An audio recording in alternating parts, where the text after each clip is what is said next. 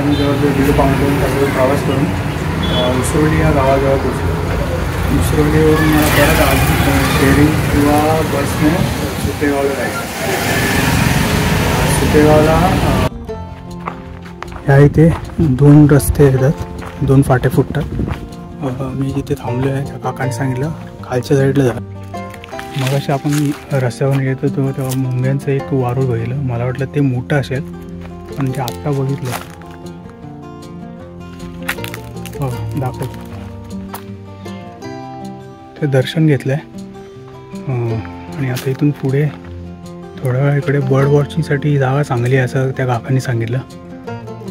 बघूया कुठल्या कुठल्या प्रकारचे बर्ड्स बघायला भेट।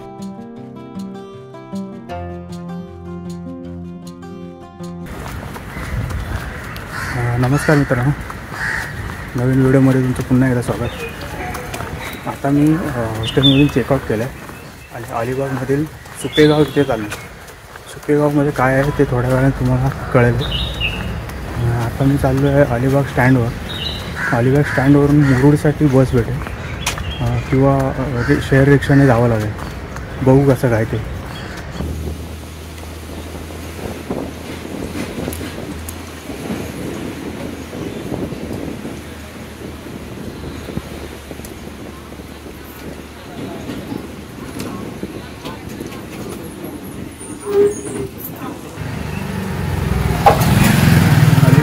मुरुडची बस पकडली। बस पकडून आता मी जवळजवळ 1.5 तासाचा प्रवास करून उसरोली या गावाजवळ पोचलो। उसरोलीवरून मला परत आज शेअरिंग किंवा बसने सुपेगावला जायचं। सुपेगावला पंचर वाईल्डलाईफ सेंचुरीमध्ये माझं स्टे आहे।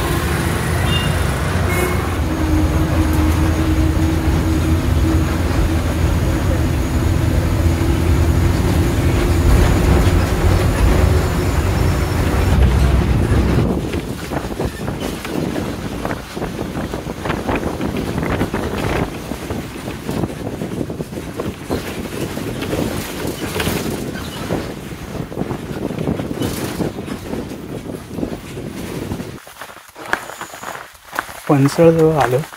पनसळ गावात मी श्रीकृपा होमस्टेमध्ये थांबलो आहे। नंतर थोड्या वेळाने तुम्हाला तिथलं एक होम टूर देईन कशी असते काय होमस्टे आहे तसं। आता मी चाललो आहे देवराई बघायला गावाची सुपे गावातून। आज तिकडे पनसळमध्ये जंगलात जात नाही आणि वेळ झाला आणि थोडा 4 वाजले त्याच्यामुळे देवराईत जाऊन उद्या कदाचित पनसळ वाईल्डलाईफमध्ये आपण आतमध्ये जंगलात जाऊ।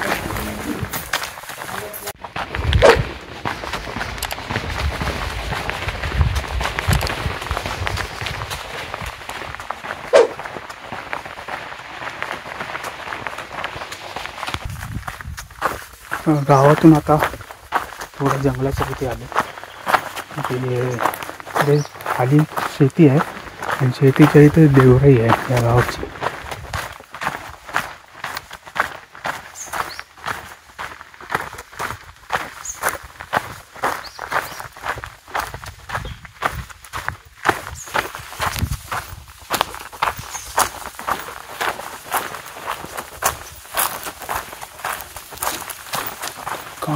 काजूची झाडं तेव्हा काजू लागलेत।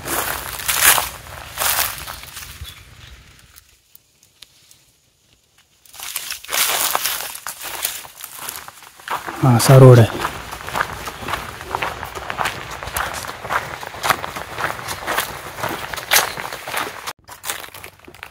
मुंग्यांचं वारूळ बापरे, त्यातल्या त्यात मोठं आहे।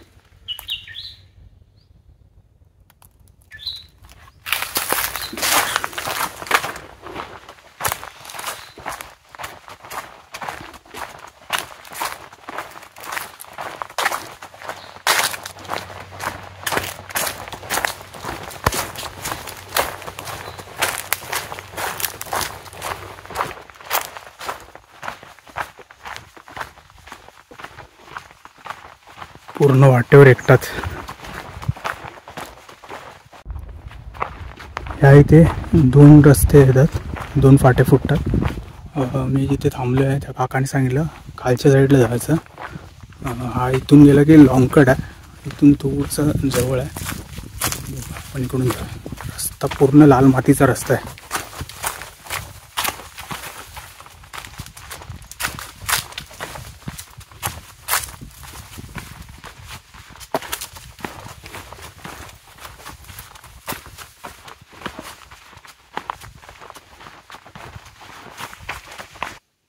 आंब्याचा कलम बघायला भेटतो इकडे.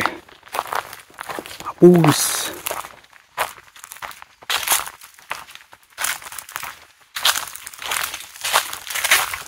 अजून काय मोहर आलेला दिसत नाही. फेब्रुवारी महिना चालू आहे.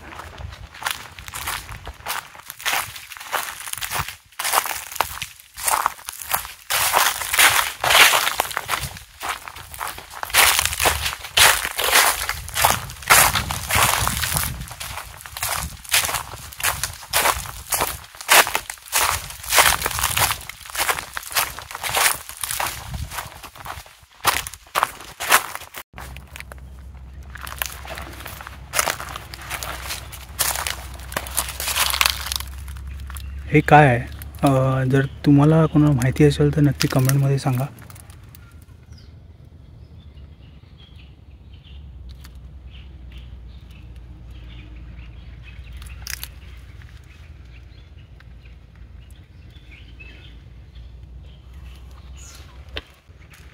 मगाशी आपण रस्त्यावर येत होतो तेव्हा मुंग्यांचं एक वारूळ बघितलं. मला वाटलं ते मोठं असेल, पण जे आत्ता बघितलं बघा दाखवतो.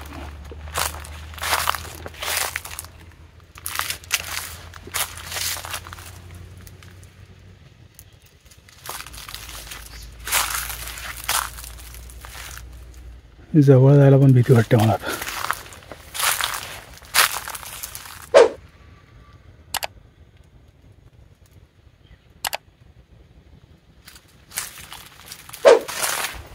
खाली माळ्यापर्यंत आता आपण पोचलो. कडे पण आता शेती करत नाही. ॲक्च्युली शेत जमीन आहे.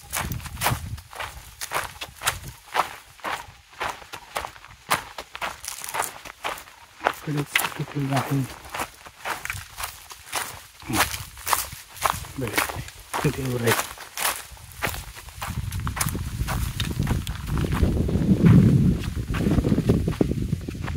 पूर्ण इथून शेत जमीन आहे त्यांची. केवढं बापरे.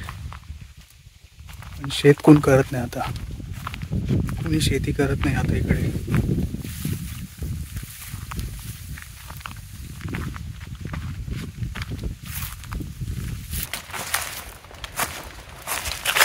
देवराईमध्ये आता आपण आलेलो आतमध्ये. तर पुढे अजून देऊळसारखं आहे, ते कुठे आहे ते आता आपण बघूया. तिथे काय मार्किंग अशी नाही, त्याच्यामुळे थोडंसं एकटा आलं की कन्फ्युजन होतं. त्यांनी काकाने थोडंफार इन्स्ट्रक्शन दिलेत कसं जायचं काय. बघू सापडेल थोडं.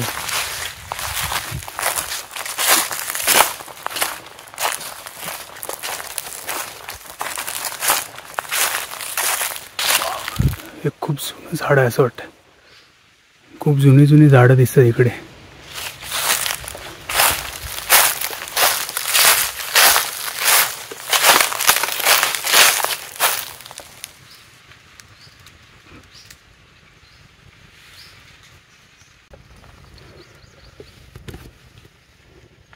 आपण जिथून आलो तो खाली मळा आहे आणि तिकडून एक आतमध्ये असं सरळ त्या साईडने चालत आलं की 5 मिनटावरच ते मोठं झाड लागतं. 1-2 मिनटावर आलं चढून आल्यावर. आणि त्या मोठ्या झाडाच्या इथूनच वाट सरळ येते, ती म्हणजे देवराईजवळ. हे बघ इकडे.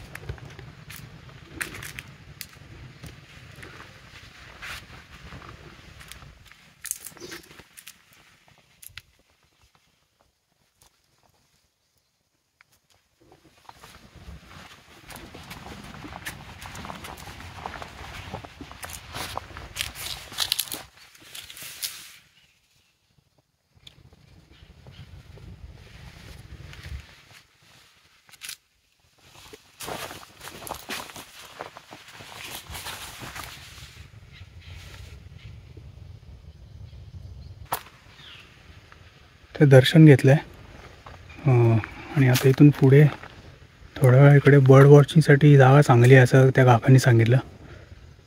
बघूया कुठल्या कुठल्या प्रकारचे बर्ड्स बघायला भेटतात. ऐकायला तर खूप सारे येत आहेत बर्ड्सचे आवाज, पण ते पूर्ण या झाडामध्ये त्यांना शोधणं थोडंसं कठीणच आहे. तरी पण बघू जवळपास बघायला भेटले ते कुठले पक्षी. कुठलं तरी झाड आहे, एक मोठं फळ आहे. कुठलं फळ आहे आणि कुठलं झाड आहे काय आहे ते माहिती नाही. दाखवतो तुमचं.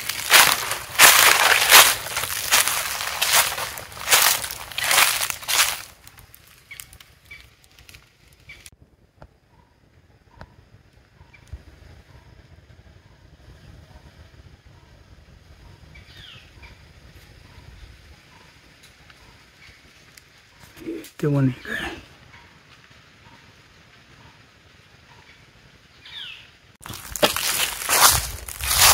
काय मोबाईलच्या कॅमेऱ्यात जेवढं कॅप्चर करायचा प्रयत्न करतो तेवढं करतो. आणखी त्यालासुद्धा एक लिमिटेशन आहे, जास्त झूम करू शकत नाही.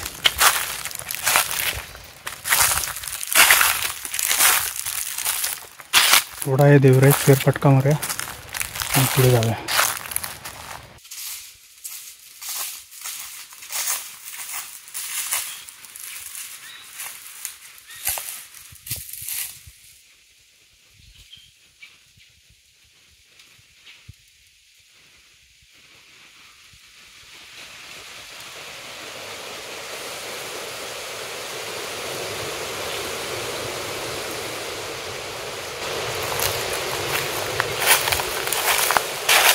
एका जागी शांत उभं राहून तर पक्ष्यांचा आवाज ऐकत होतो. थोडा वेळ त्यांचा आवाज ऐकला. देवराईमध्ये आतमध्ये पण जाऊ शकतो, जास्त जंगलाची माहिती नाही इथल्या म्हणून जास्त आतमध्ये जात नाही आहे. आता इकडून आपण खाली मळ्यात काय बघायला भेटतं ते बघू. थोडं तिकडे फिरूया आपण.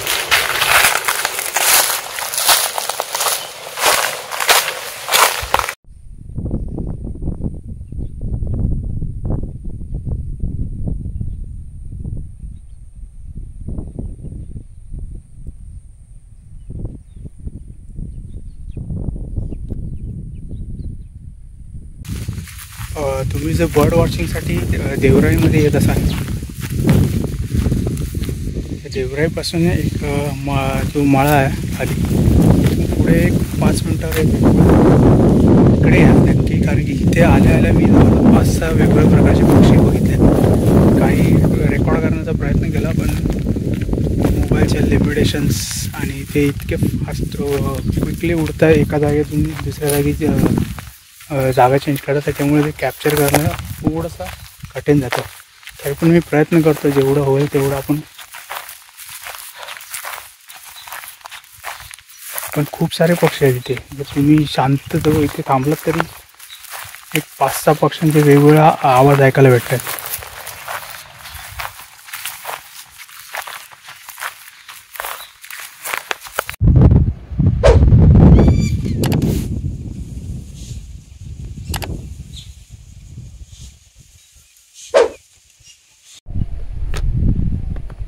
हा इथे समोर किंगफिशर आहे, तुम्हाला दिसतोय का?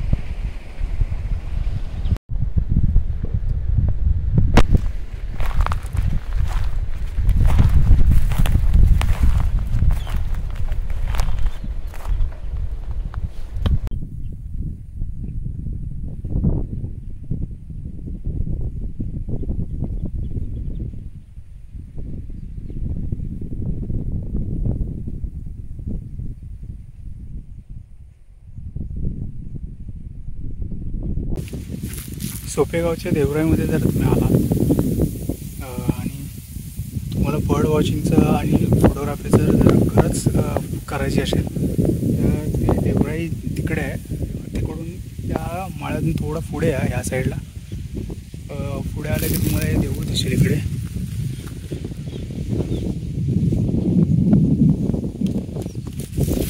देवळाजवळच खूप सारे पक्षी बघायला भेटलेत. तुम्ही बघितले या इथेच मी जवळ 4-5 वेगवेगळ्या प्रकारचे पक्षी बघितले. त्या तिथे किंगफिशर आणि सगळे बघितले. ह्या इथे खूप सारे पक्षी आहेत. तर या साईडला या कदाचित इकडे तुम्हाला सुद्धा अजून वेगवेगळ्या प्रकारचे पक्षी बघायला भेटतील.